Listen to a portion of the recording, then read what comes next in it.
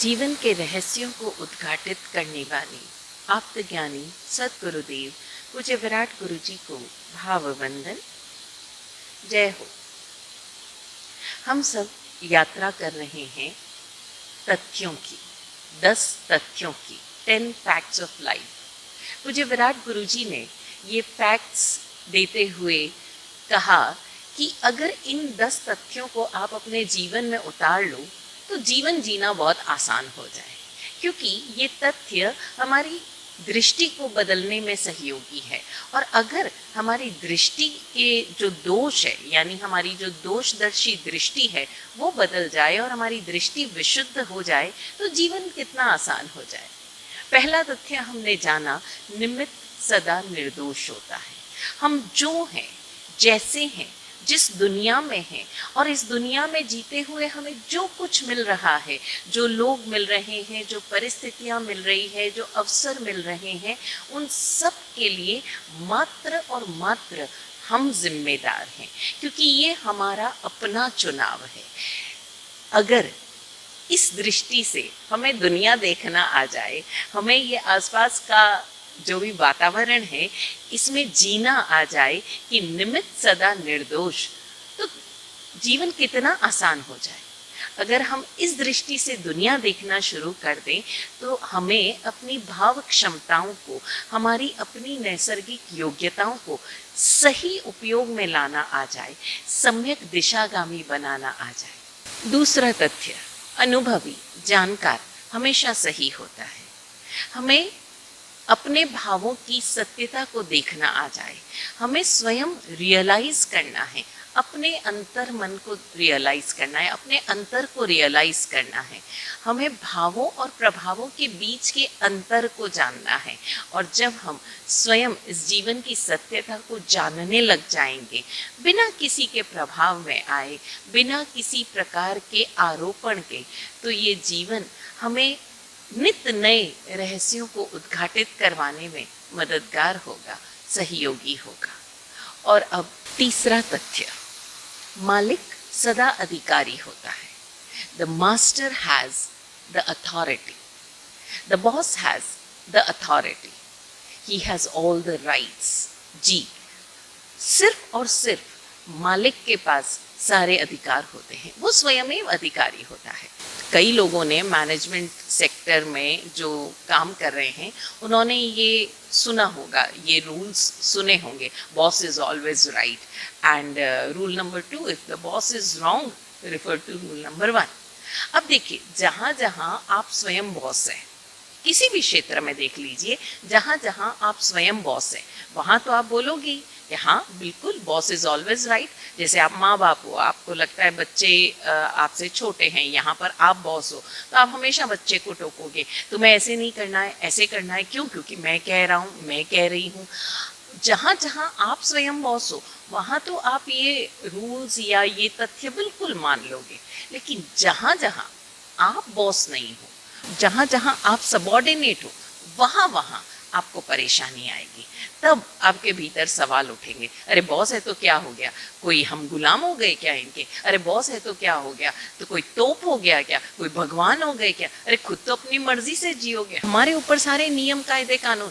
खुद तो आओगे जब मर्जी होगी तब ऑफिस में, और हमारे लिए आपने टाइम लिमिट लगा दी। अरे क्या हो गया अगर हम 10 मिनट जल्दी चले गए तो? क्या हो गया अगर हम 10 मिनट लेट आए तो? आप कोई तूफान आ गया क्या? काम तो करके देते हैं ना। हम कितने सारे एक्सक्यूजेस देंगे। आप घर में देख लीजिए, अरे सास है तो क्या हो गया, सास की तरह बड़प्पन रखो ना। हम वहां पर भी उनको सिखाने जाएंगे। अरे पिताजी है तो क्या हो गया, अरे उनका फर्ज बनता है, हर बाप करता है अपने बच्चे के लिए, आपने कौन सा तीर मार दिया। हम वहां उन्हें अधिकार नहीं देंगे, हम बोलेंगे please don't interfere in our life. कितना इंटरफेयर करते हैं। अरे तो क्या हो गया, फीस तो देंगी, फीस तो भरेंगी, और उनकी ड्यूटी बनती है। लेकिन जहां पर बात अधिकार की आएगी, आप हमारे जीवन में इंटरफेयर मत करो। हम जरा देखें कि हमारी जबान कैसे बदल जाती है। और ये जो हमारे भीतर कॉन्फ्लिक्ट रहता है ना, हमें पता ही नहीं चलता कि कई बार यही हमारे जीवन में आने वाली कई सारी परेशानियों की, कई सारे फेलियर्स की जड़ है। नहीं समझ में आ रहा, हम समझेंगे, इस तथ्य को बड़ी गहराई से समझेंगे।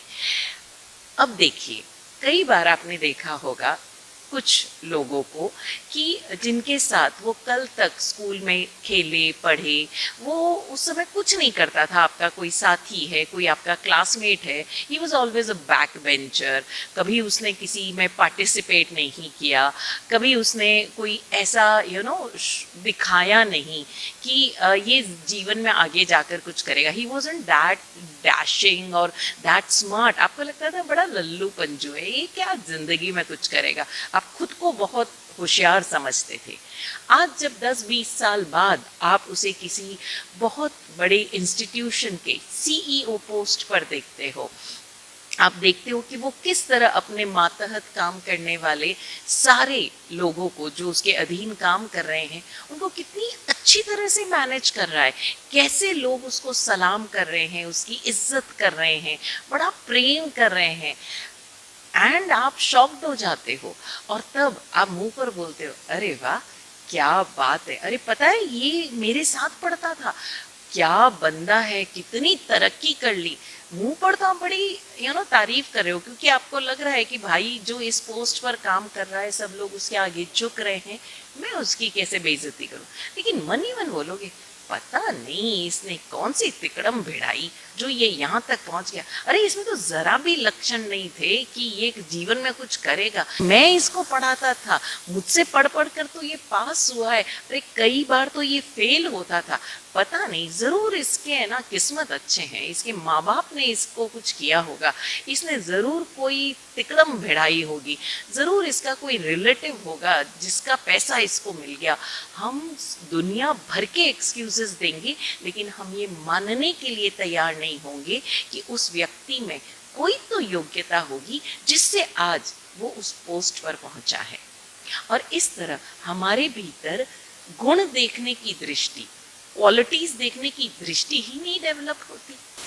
हम सदैव कमियों पर ही नजर रखते हैं, हम सदैव उन्हें कोसते रहते हैं, टोकते रहते हैं, हम कभी उन्हें अपने से ऊपर देख ही नहीं पाते, हम समझ ही नहीं पाते कि ये हमसे ऊपर हो सकते हैं या इनके पास हमसे ज़्यादा अनुभव हो सकता है।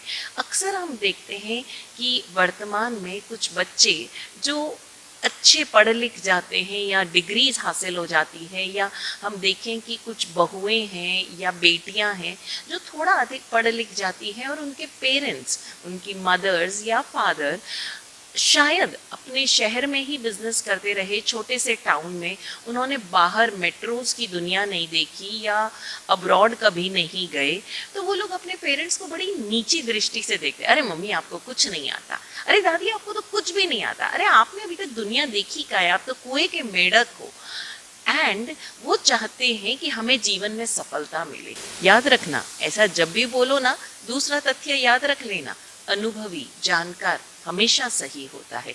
भले ही उन्होंने तुम्हारी तरह कई शहर ना घूमे हो, मेट्रोज में ना रहे हो, अब्रॉड में स्टडीज ना की हो, बट उन्होंने जीवन को पढ़ा है, जीवन को देखा है, जीवन को अनुभवा है। अगर आप इस अनुभव को जान पाओ, इस दूसरे तथ्य को जीवन में उतार पाए हो, तो ये तीसरा तथ्य आपके लिए बड़ा आसान हो जाएगा। जब आप चारों तरफ कमियां देख रहे हो, अपने बॉस में कमियां देख रहे हो, उन्हें गालियां दे रहे हो, तो वो बॉस आपके भीतर भी सदैव कमियां ही देखेगा। और फिर आप बोलोगे, मैं तो कितना ही काम कर लूं, इस कंपनी के लिए अपना खून बहा दूं, लेकिन ये कंपनी कभी मेरे काम की वैल्यू नहीं करती, मुझे कभी भी अप्रिशिएट नहीं करती, मुझे अप्रेजल नहीं मिलता, मुझे प्रमोशन नहीं मिलता। और ऐसे सवाल कई बार हमारे सामने आएंगे। तो ज़रा हम इस विज्ञान को समझें, ये तथ्य बड़ा इम्पॉर्टेंट है जीवन के प्रोफेशनल, हमारे पर्सनल, इंडिविजुअल, सोसाइटी, हर क्षेत्र में ये तथ्य बड़ा काम का है। अब देखिए, जब आपके भीतर अपने बॉस के लिए सारी नेगेटिविटी है, आप उसको नीचा देख रहे हो, आप उसे आदर और सम्मान नहीं दे पा रहे हो, और आपका जो बॉस है उसमें वो क्वालिटीज़ हैं लेकिन आप वो क्वालिटीज़ देख ही नहीं पा रहे हो, तो जब जब आप बॉस के सामने जाओगे तो आपका वो जो ऑरा है जिसमें उस बॉस के लिए नेगेटिविटी भरी पड़ी है, आपके शब्द चाहे कितने ही चाशनी में लिपटे हो, चाहे कितने ही मक्खन से भरे हो, लेकिन उस बॉस को उन शब्दों के पीछे की सत्यता आपके ऑरा से, आपके भावों से जो निरंतर प्रोजेक्ट हो रही है, याद है ना, निमित्त और उपादान, तो निरंतर जो आप प्रोजेक्ट कर रहे हो वही रिफ्लेक्ट होकर आपके सामने आएगा। आपका उपादान ही अगर कमियों को ग्रहण करने वाला है तो निमित्त भी आपको कमी देखने वाला ही मिलेगा। हम इस पहले तथ्य को कभी ना भुलाएं कि जिस बॉस में हम स्वयं कमियां देख रहे हैं, अब वो बॉस हमारे भीतर हमारे काम को कैसे अप्रिशिएट कर पाएगा, हमारे भीतर वो क्वालिटीज कैसे देख पाएगा। तो पहले हम इस तथ्य का एक आयाम बहुत अच्छी तरह से समझ लें कि जो भी उस मालिक की पोस्ट तक पहुंचा है, उस कुर्सी तक पहुंचा है, वो योग्य है। उसके भीतर उस पोस्ट के लिए, उस कुर्सी के लिए कोई ना कोई योग्यता है, तभी वो वहां तक पहुंचा है।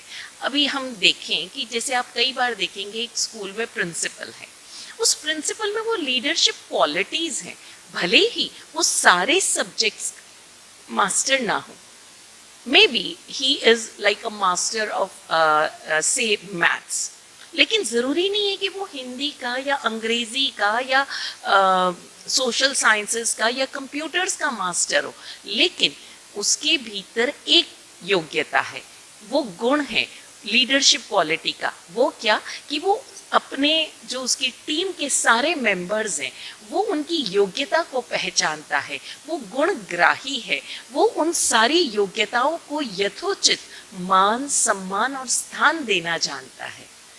ये क्वालिटी अगर हम अपने भीतर विकसित कर लें तो हम भी मालिक हो पाएंगे, हम भी बॉस हो पाएंगे। अगर हम इतिहास उठाकर देखें तो चीन के इतिहास में लगभग 3री सदी की ये बात है, एक डायनेस्टी थी, हैन डायनेस्टी, जिसका राजा रहा लू बैंग।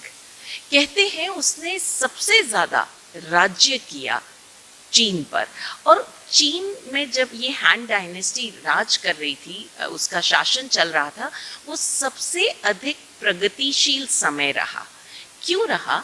क्योंकि देखा जाए तो लू बैंग के स्वयं के भीतर कोई बहुत क्वालिटीज नहीं थी, लेकिन उसने 3 आदमियों को, 3 व्यक्तियों को ऐसी पोस्ट पर बिठा रखा था। एक उसके मिलिट्री का हेड, मिलिट्री का चीफ, दूसरा उसके एक्सटर्नल अफेयर्स, जिसे आज हम फॉरेन मिनिस्टर भी कह सकते हैं, तो जो उसका एक्सटर्नल अफेयर्स का जो मिनिस्टर था वो, और तीसरा भीतरी गृह संभालने वाला, जिसे हम गृह मंत्री भी कह सकते हैं, यानी इंटरनल एडमिनिस्ट्रेशन संभालने वाला।